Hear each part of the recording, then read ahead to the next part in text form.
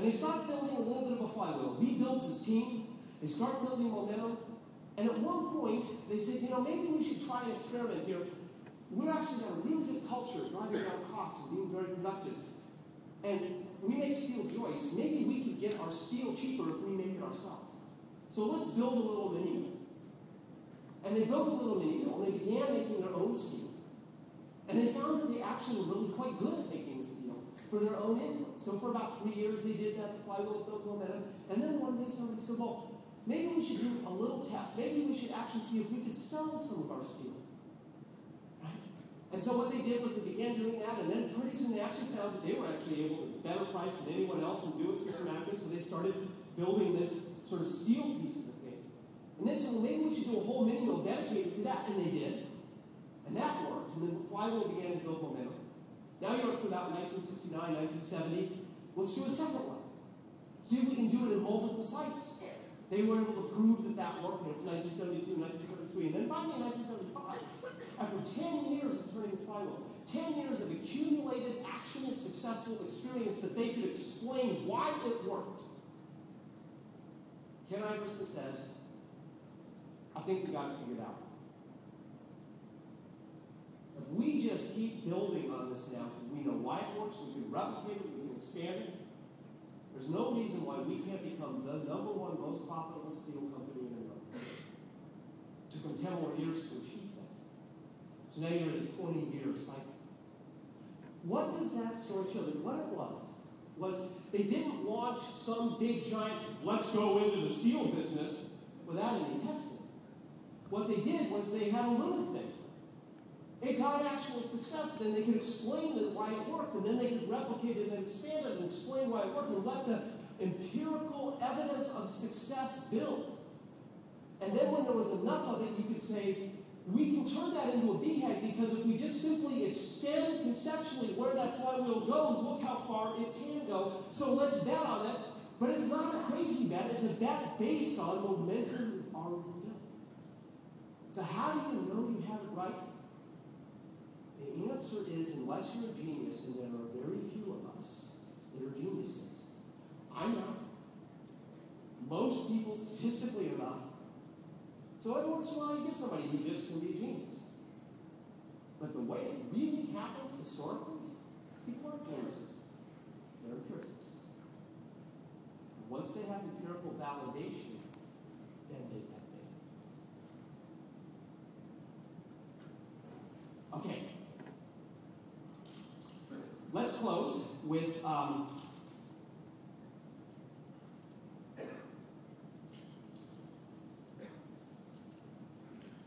two quick things. The first is, I'm going to give you a few specific to-dos to take away. Because I like the idea of having specific to-dos to take away. Let me give you those, and then I'll close out a second. Number one, conduct your diagnostics. On our website at jimcollins.com, everything is free. You don't have to pay a penny. We have a diagnostic tool that you can assess yourself and your organization and your team through the lens of the good to great ideas. I encourage you to download it, collect your own data, draw your own conclusions through the lens of those concepts. Also, when you get How the Mighty Fall later today, diagnose if you have any of the markers at the end of each of the stages, and diagnose how you're doing on those teams on the way up, teams on the way down on page 77. Get straight A's on page 77. Number two, make a personal commitment to turn your minibus into a pocket of greatness. Most of us in this room are not CEO. But when I look back and I ask, how did people like Darwin Smith and Kimberly Coleman Mockler at Gillette become CEO of their companies? I'm not suggesting that's your goal. I'm simply observing. What they did was everything they touched, they made a pocket of greatness. They said, Coleman Mockler said, I want to build the best controllership in the industry, then the best financial department, then the best treasury department. Darwin Smith, the best legal department. They took their minibus, they put the right people on it, and they built the best in the industry on their minibus. And then, just like Ken Iverson and the Volcraft division, when it came time for somebody with responsibility from within, it was somebody who had proven with their own minibuses a pocket of greatness as the foundation. Empirical validation applies just as much to people as strategy. Number 3, to do that, begin today answering the following questions. How many key seats are on your mini bus? What percentage of those seats are you confident you have filled with the right people?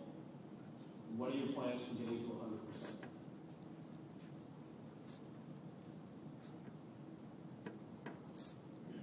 Number 4, back to the hedgehog concept. See if you can use empirical data to nail the hedgehog concept of your enterprise, and in particular to get that profit per X right for you.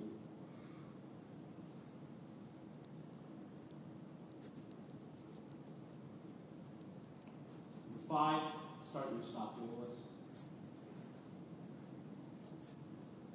Number 6, it's a great time in difficult times to go back and kick the tires on your core values and make sure you have them for you what is right. This is the one thing that is unempirical. Core values do not flow from empiricism, they flow from internal beliefs, the values you want to stand for over 100 years.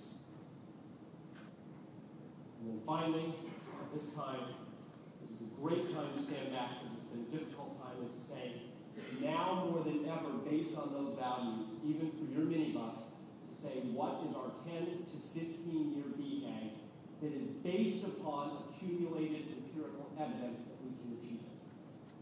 So if we look at the flywheel and we extend outward, what could you extend out and actually accomplish in a 10 to 15-year cycle? But then you look back and say, that is our BHAG. So let me close.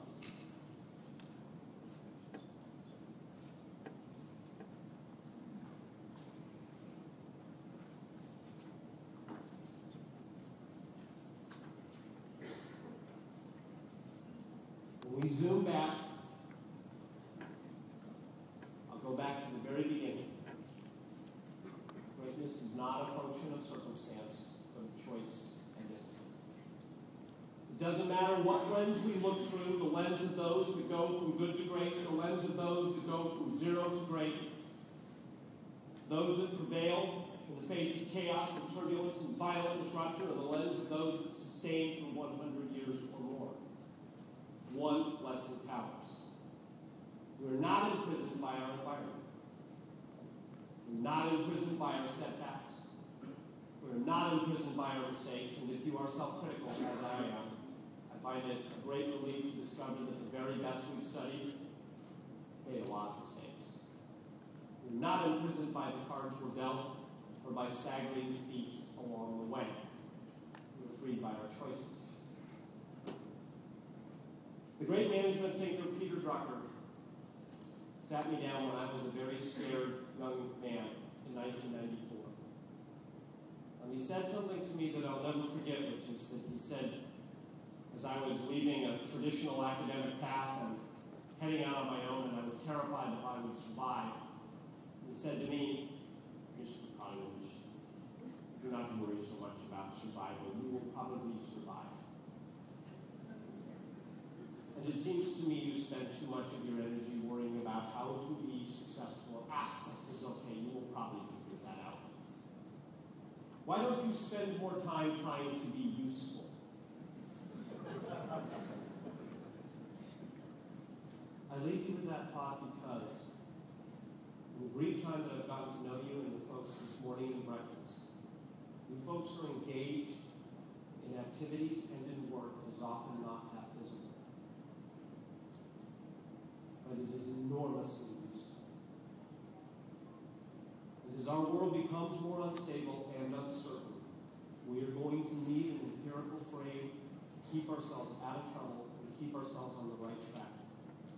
You may not always be heralded for what you do, but that's the wrong question. The question is how to do what you do and to be enormously useful. I believe you are. I will leave you with that thought and the challenge to go out, do all of these things, and to make yourselves useful. Thank you very much.